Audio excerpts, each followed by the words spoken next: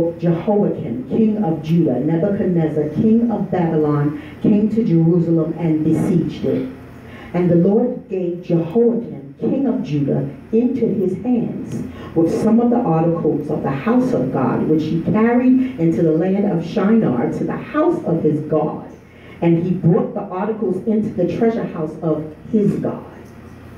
Then the king instructed Ashpenaz,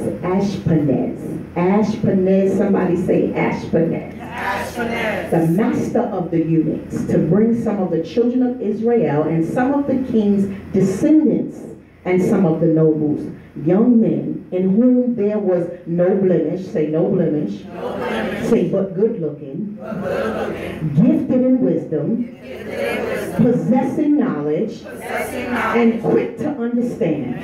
Oh, I'm going to back up and say that again. Lord, have mercy. Then the king instructed Ashpenaz, the master of the eunuchs, to bring some of the children of Israel and some of the king's descendants and some of the nobles, young men in whom there was no blemish, but good looking, gifted in all wisdom, possessing knowledge, and quick to understand, who had ability to serve in the king's palace, and whom they might teach the language and the literature of the Chaldeans. My God.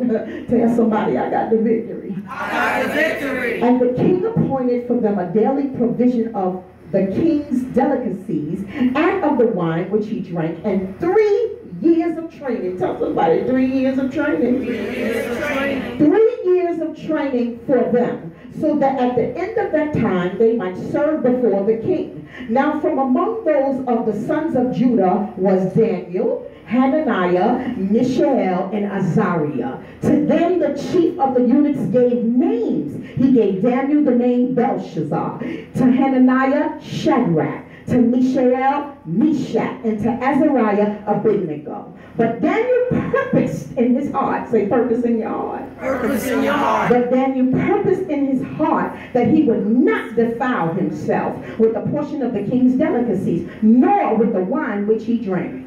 Therefore he requested of the chief of the eunuchs that he might not defile himself.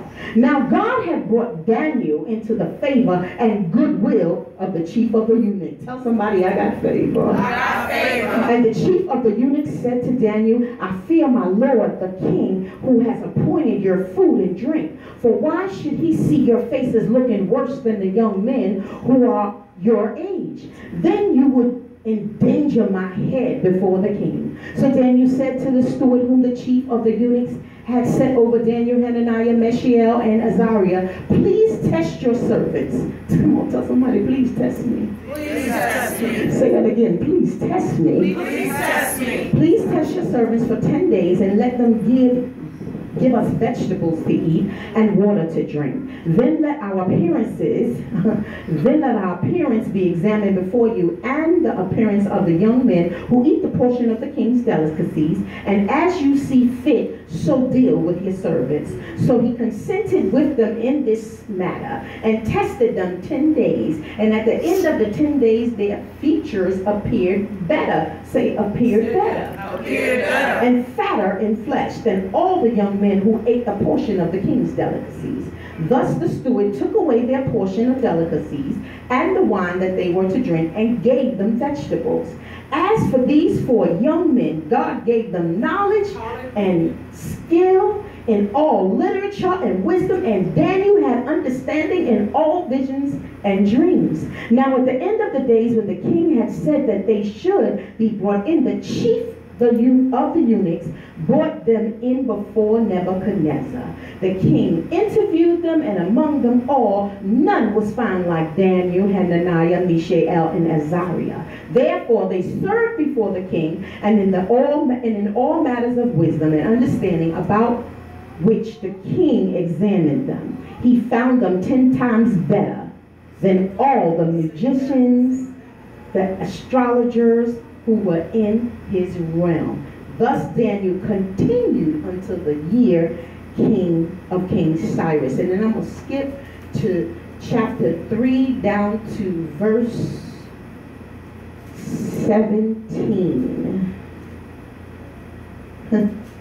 If that is the case, our God whom we serve is able to deliver us from the burning fiery furnace, and he will deliver us from your hand, O King. But if not, tell somebody, but if not.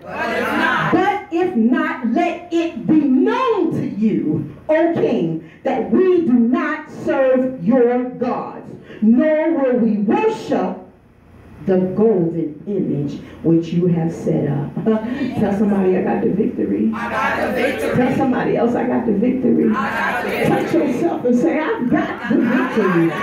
Amen. The word of the Lord. You may be seated in the presence of the Lord. I've got the victory. Now, it was necessary for me to read the whole chapter just so I can give you a view of what's taking place here.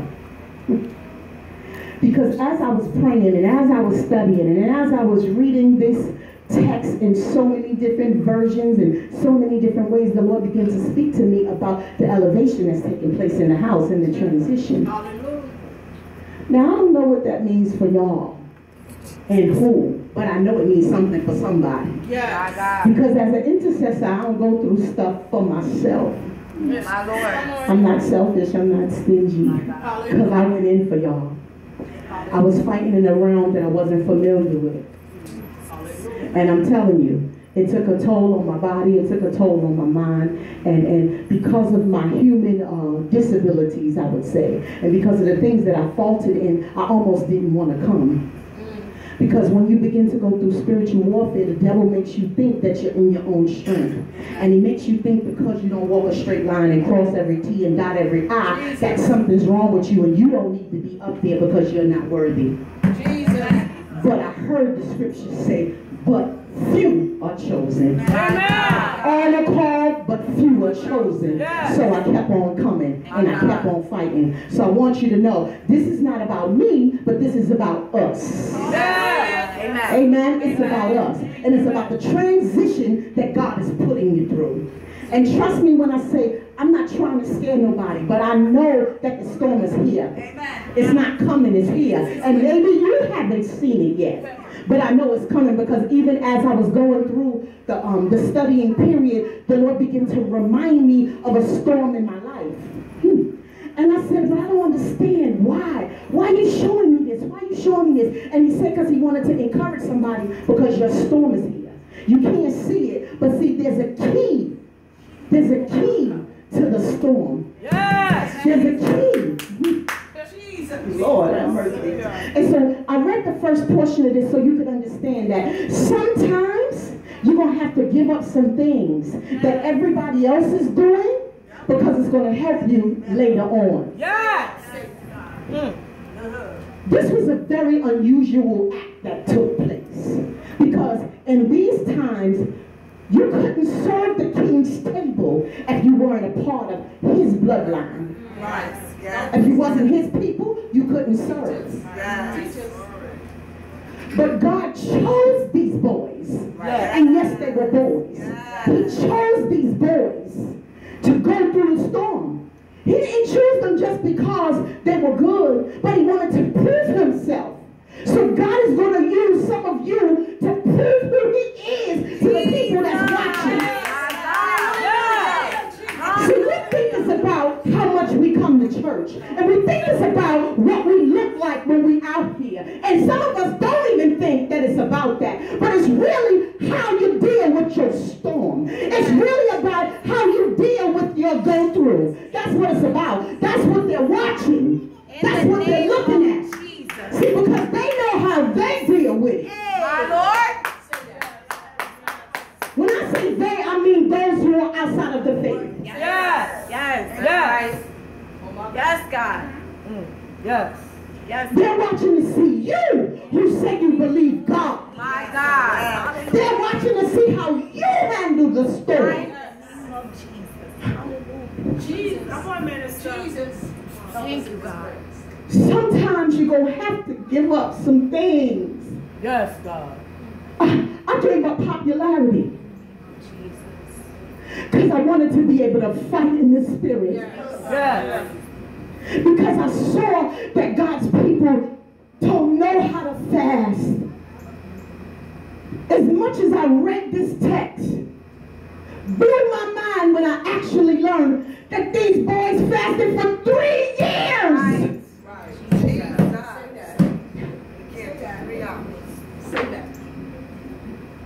3 hours, I'm hungry. Right. Yes. I don't know about none of y'all.